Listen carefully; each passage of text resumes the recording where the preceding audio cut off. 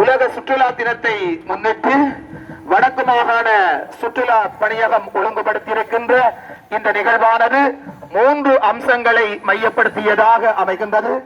ஒன்று, எங்களுடைய பாரம்பரியமான உணவு பழக்க வழக்கத்தை, உணவு பாரம்பரியத்தை பிரதிபலிக்கக்கூடிய வகையிலான உணவு திருவிழாவாகவும், இன்னொரு புறம் எங்களுடைய கலை இருப்புக்களை, எங்களுடைய பண்பாட்டு மரபுகளை பிரதிபலிக்கக்கூடிய வகையிலே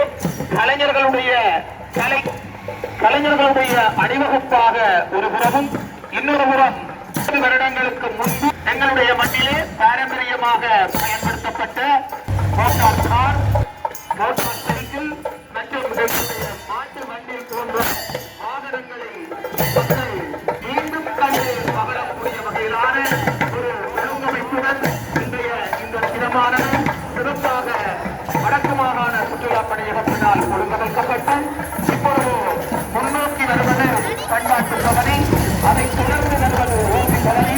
அந்த வகையில் நீங்கள் எல்லோரும் வருகை வந்து எங்களுடைய பண்பாட்டை, எங்களுடைய பாரம்பரியத்தை, எங்களுடைய கலை மரபுகளை, எங்களுடைய பாரம்பரியமான வாகனங்களை கண்டுகளியுங்கள். இது உங்களுக்கு அறிய வாய்ப்பு.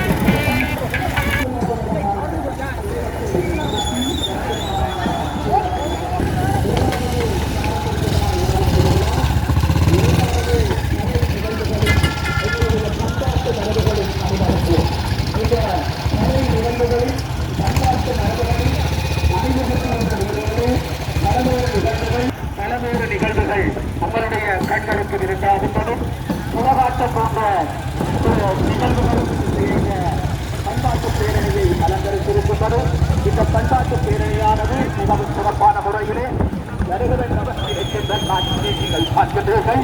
அதனைத் தொடர்ந்து பாரம்பரியமாக 50 வருடங்களுக்கு முன்பு எங்களுடைய மண்ணிலே பயன்பாட்டில் இருந்த மோட்டார் கார்களுடைய அணிவகுப்பும் தொடர்ந்து வந்து கொண்டிருக்கின்றது. அந்த வகையிலே மொரஸ் மைனர் கார், பக்ஸ்வட் car, Cambridge car, A car மற்றும் மினி கூப்பர் போன்ற வாகனங்கள் இந்த அணிவகுப்பை புரட்சியாக பண்ணவிருக்கின்றது.